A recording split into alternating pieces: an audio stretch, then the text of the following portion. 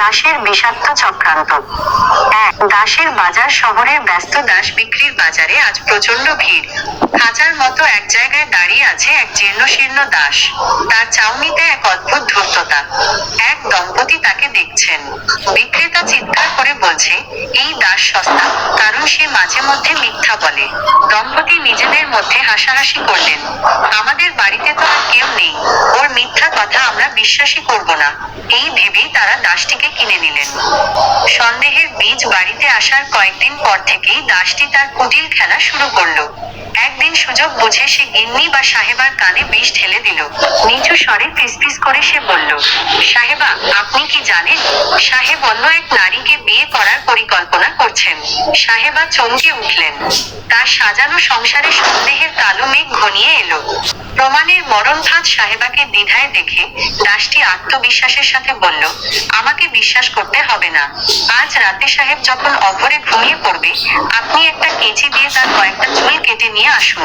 আমি সেই চুল দিয়ে এমন এক জাদু করব যে সাহেব সারা জীবন শুধু আপনাকেই ভালোবাসবেন। সরল মনে সাহেবা এই মরণ ফাঁদে পা দিলেন। পাল্টা চাল। একই দিনে দাসটি সাহেবের কাছে গিয়ে কাঁচুমাচু হয়ে দাঁড়ালো। আতঙ্কিত স্বরে বলল, সাহেব, খুব বিপদ। সাহেবা আজ রাতে আপনাকে ঘুমের মধ্যে হত্যার পরিকল্পনা করছেন। বিশ্বাস না হলে আজ রাতে ঘুমের ভান করে সজাগ থাকুন, দেখবেন তিনি হাতে কেঁচি নিয়ে আপনার ঘরে ঢুকছেন। সাহেবের রক্ত রাগে আর ভয়ে টকবক করে উঠল। সেই কাল রাত গভীর হলো। সাহেব বিছানায় শুয়ে ঘুমের অভিনয় করছেন, কিন্তু তার হাত চাদরের নিচে শক্ত হয়ে আছে।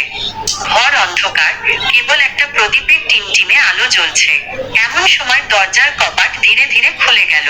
সাহেবা হাতে একটা কেঁচি নিয়ে অতি সন্তর্পণে সাহেবের মাথার কাছে গিয়ে দাঁড়ালেন। তার উদ্দেশ্য ছিল কেবল কয়েকটা চুল কাটা। রক্তাক্ত সমাপ্তি যেই সাহেবা কেঁচিটি সাহেবের চুলের কাছে নিলেন, সাহেব মুহূর্তেই চিৎকার করে লাফিয়ে উঠলেন, তুই আমাকে মারতে এসেছিস। এই বলেই তিনি সাহেবার হাত থেকে কেঁচিটি ছিনিয়ে নিলেন এবং অন্ধক্রোধে সেটি সাহেবার পেটে বসিয়ে দিলেন। যন্ত্রণায় আর্তনাদ করে সাহেবা মেঝের ওপর লুটিয়ে পড়লেন। দাসের বিজয় হাসি। সাহেব রক্তাক্ত কেঁচি হাতে স্তম্ভিত হয়ে দাঁড়িয়ে আছেন। তার চোখের সামনে নিজের প্রিয়তমা স্ত্রীর নিথর দেহ পড়ে আছে। অথচ তিনি জানতেন না, এটি ছিল এক সাজানো নাটক। আর সেই ঘরের দরজার আড়াল থেকে কুটিল দাসটি মুখ টিপে হাসছে। তার এক তুচ্ছ মিথ্যায় একটি সাজানো সংসার মুহূর্তেই ধ্বংসস্তূপে পরিণত হলো।